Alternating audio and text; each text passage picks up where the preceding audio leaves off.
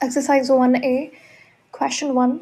If there are 10 ways of doing A को करने के there are 10 ways, 10 तरीके हैं, and 3 ways of doing B and 19 ways of doing C. How many ways are there of doing option A?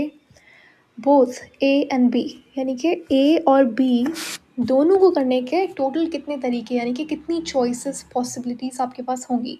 सो यहाँ पे आप and की बात हो रही है, यानी कि दोनों सेक्शंस में से आप चूज़ करेंगे, इन्वॉल्व करेंगे दोनों सेक्शंस को, ए को भी एंड बी को भी. यहाँ पे आप एंड रूल का यूज़ करेंगे, यानी कि मल्टीप्लिकेशन प्रिंसिपल, मल्टीप्लाई करेंगे आप वैल्यूज़ को. तो ए आपके पास है 10 एंड बी कितना है 3. सो आंसर हो जाएगा there will be 30 ways of doing both A and B.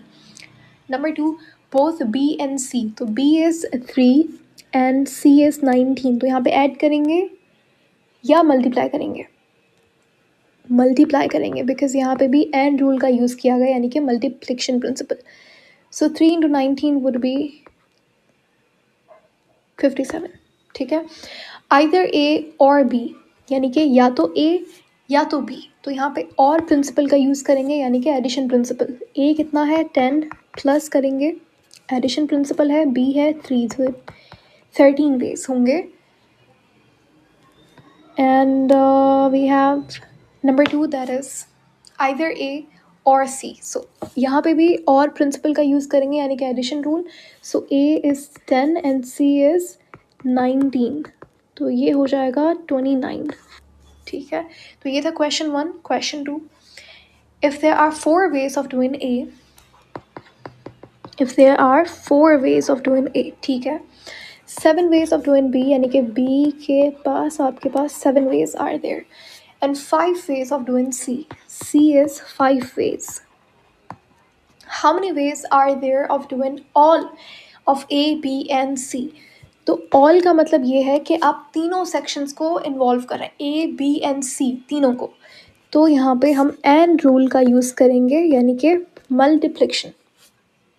Okay, so A is 4 into B is 7 into C है आपके पास 5. तो यहाँ पे जो आंसर आएगा वो आपके पास टोटल पॉसिबिलिटीज़ होंगी of doing all of A, B and C. Option B में कहता है एग्जैक्टली 1 ऑफ ए, बी और सी. सो यहाँ पे आप और रूल का यूज़ करेंगे, यानी कि एडिशन प्रिंसिपल. सो 4 + 7 + 5. ठीक है. तो ये इस तरीके से क्वेश्चन 2 हो जाएगा. क्वेश्चन 3 बहुत इंटरेस्टिंग सवाल है एंड थोड़ा सा लेंथी है, स्पेशली जो इसका पार्ट 3 है. This is your homework and in case अगर if you need any help with the solution, I can make another video on it. So we'll move to question 4 without wasting a minute.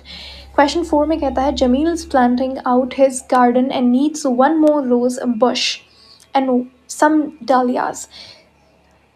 So आपके पास he needs one rose bush and some dahlias.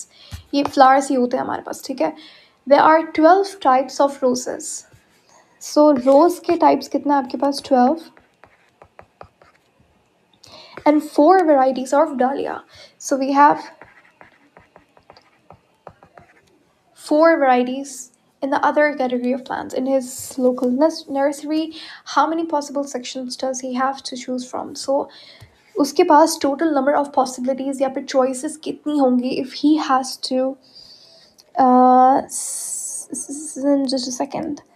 How many possible selections does he have to choose from? तो आपको बताना है total number of choices उसके पास कितनी होगी अगर उसने 12 टाइप के रोजेज़ हैं और 4 टाइप्स या वेराइटीज़ के डालियास हैं. तो कौन सा प्रिंसिपल यहाँ पे यूज़ करेंगे? पहले तो आपने देखना है कि एंड है या फिर और रूल है. सो उसने कहा है कि रोज़ भी है and. So this is the golden word here, and. ठीक है. यही आपने जज करना है कि आपने मल्टीप्लाई करना है या प्लस करना है. And for that you need to see कि दोनों सेक्शंस, दोनों कैटेगरीज इन्वॉल्व होंगी या सिर्फ एक होगी. सो डेफिनेटली यहाँ पे दोनों है. उसने रोज़ भी चूज़ करना है एक 12 में से और उसने एक डालिया चूज़ करना है from 4 categories. So we'll use the and principle. Simple सा सवाल है. मल्टीप्लिकेशन प्रिंसिपल आप यूज़ करेंगे. 12 × 4 आपके पास सही जवाब हो जाएगा. That would be 48। ठीक है, तो ये सही जवाब है।